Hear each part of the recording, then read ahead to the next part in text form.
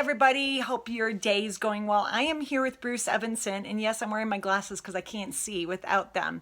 And he's here at our house going to do some maintenance and some repairs to our hot water heater. And I thought since I had Bruce here, I would go ahead and have him talk with you. So, Bruce, it's all you.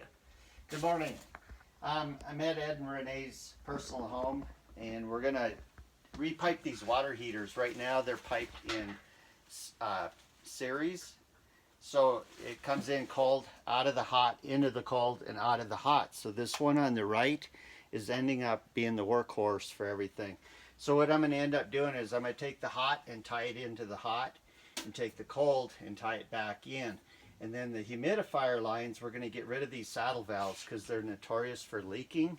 We're going to put in a shut-off valve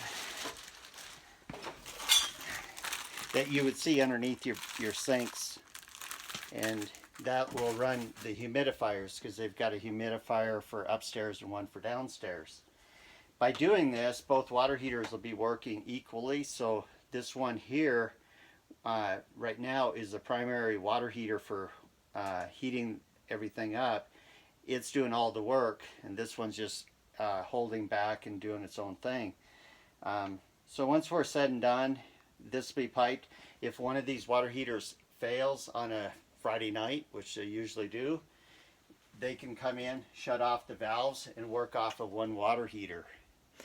So Bruce, what kind of maintenance should people be doing on their hot water heaters? That's a good question.